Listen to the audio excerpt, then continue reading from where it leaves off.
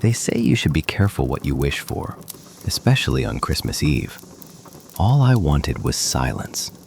I wanted to escape the commercial noise, the fake smiles, the endless loop of jingles in every store. I wanted a white Christmas in the truest sense. Just me, my grandfather's old cabin up in the Cascades, a bottle of good whiskey, and the snow. I got the snow. God, did I get the snow. By 4 p.m. on December 24th, the world had disappeared. The forecast called it a historic blizzard, but looking out the window, it felt more like an erasure. The sky wasn't gray, it was a heavy, suffocating white sheet pressed against the glass. The tall pines that usually framed the driveway were gone, swallowed by the storm. My car was buried hours ago. Inside, the cabin was exactly what I had fantasized about. The fire was crackling in the large stone hearth, casting dancing orange shadows across the rug. I had a book in my lap, but I wasn't reading. I was just listening to the wind howling outside. It sounded angry. It sounded like something was trying to tear the cabin off its foundation. Around 6 p.m., the power died. It didn't flicker, it just cut out instantly, plunging the room into a deep, primal darkness, save for the glow of the fireplace. The electric hum of the refrigerator, the heater, the clock, everything stopped. The silence that followed wasn't peaceful. It was heavy. It pressed against my ears. I sat there, staring into the flames, feeling the temperature in the room begin to drop. "It's fine," I whispered to myself. My voice sounded too loud in the empty room. "This is what you wanted. Rustic. Real." I added 2 large logs to the fire. The sparks flew up the chimney, vanishing into the storm above. That chimney was the only connection to the outside world now, a direct line to the freezing cold. I pulled my blanket tighter. It started around 8 p.m. At first, I thought it was a branch. The wind was gusting at 50 miles per hour. It made sense that debris would be hitting the roof. Thump. A dull, heavy sound from above. It shook the dust from the ceiling beams. I looked up, holding my breath. Thump. There it was again, but this time, it didn't roll off. If it were a branch, it would slide down the pitched roof and fall into the snowbanks below. But this sound stayed. It shifted. It sounded like weight. Heavy, wet weight, adjusting itself on the shingles. I stood up, the floorboards creaking under my boots. I walked to the center of the room, my eyes fixed on the ceiling. The sound moved. It was crawling. It was slow, deliberate, and impossibly heavy. It moved from the edge of the roof towards the center, towards the peak, towards the chimney. Rationality is a funny thing. It's a shield we use to protect ourselves from the impossible. I told myself it was a bear. Maybe a confused black bear seeking warmth near the chimney exhaust? But bears hibernate, and no bear moves with that kind of rhythm. Scrape, drag, scrape, drag. It sounded like wet leather being pulled across sandpaper. The sound stopped directly above the fireplace. I looked at the fire. The flames were roaring, hungry and hot. Nothing could survive that heat. If an animal was up there, the smoke alone would drive it away. But then, the draft changed. Usually the smoke goes up. It's simple physics. Heat rises.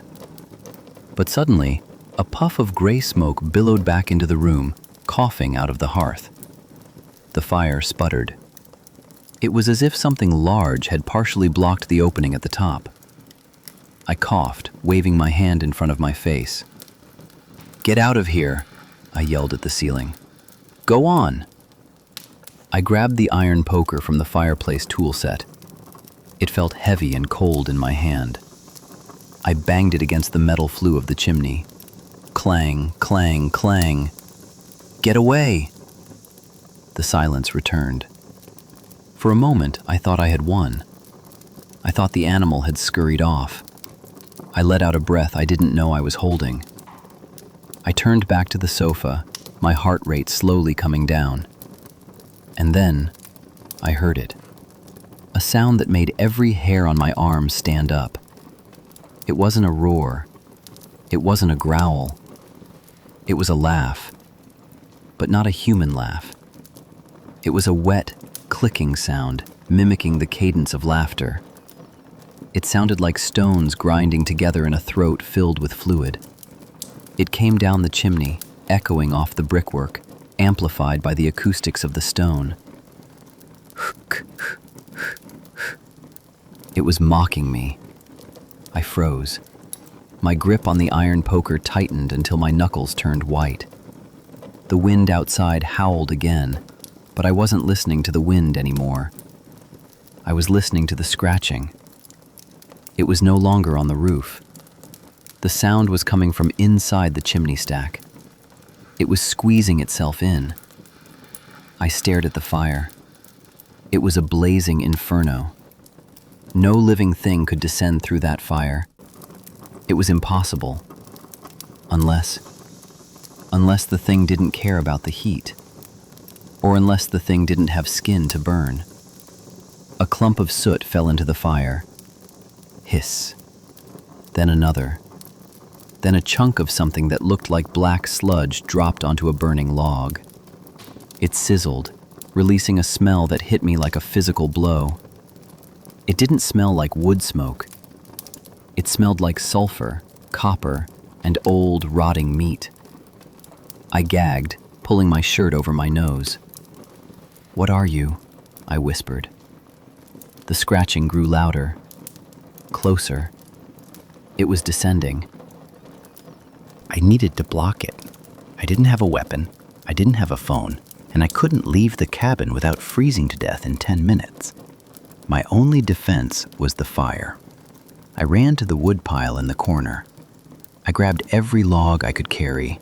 I threw them into the hearth, one after another, until the fire was raging, the flames licking the top of the brick archway.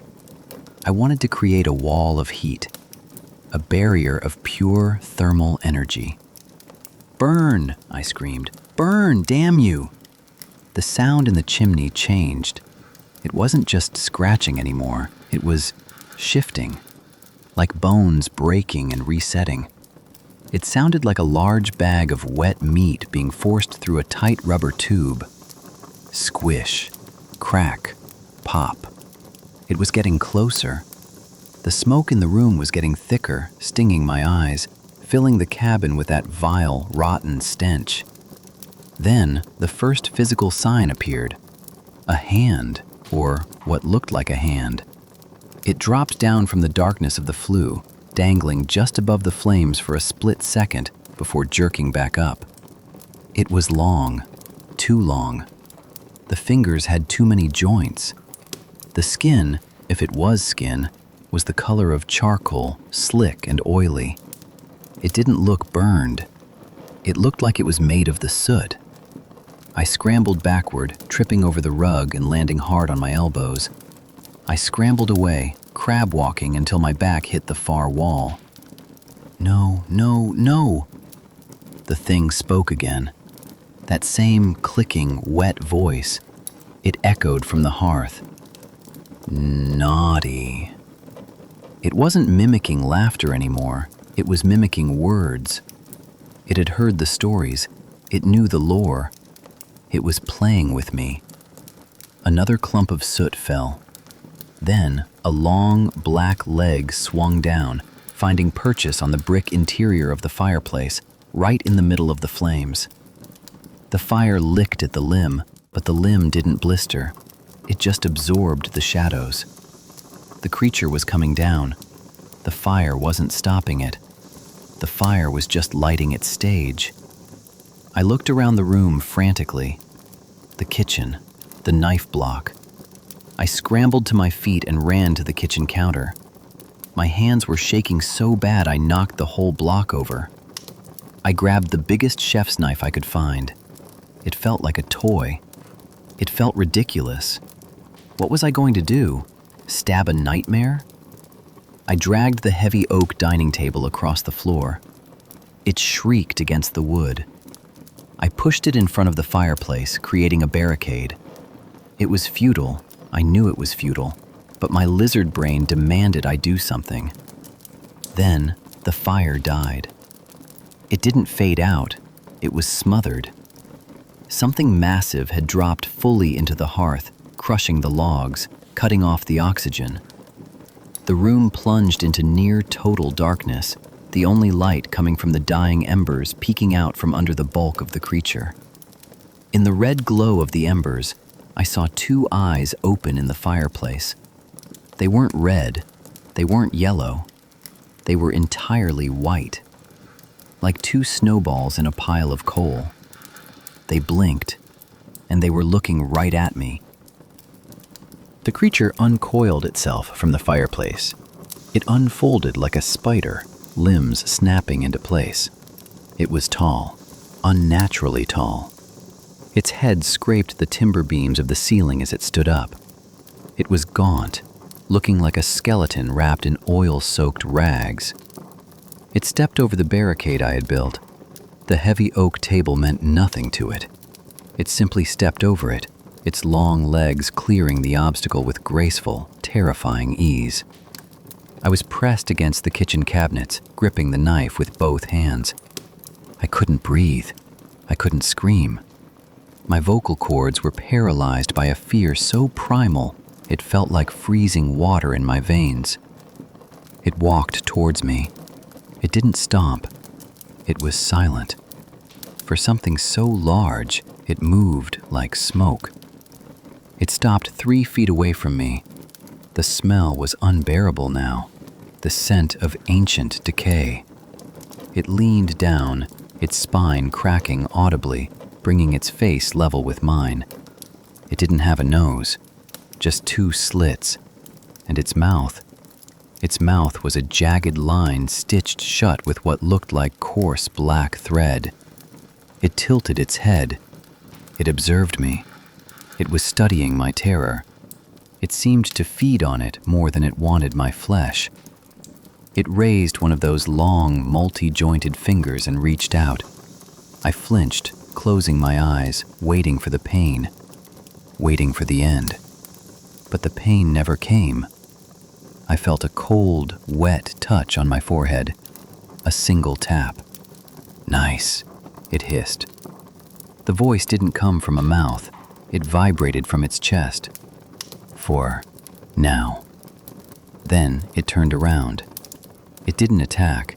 It didn't tear me apart.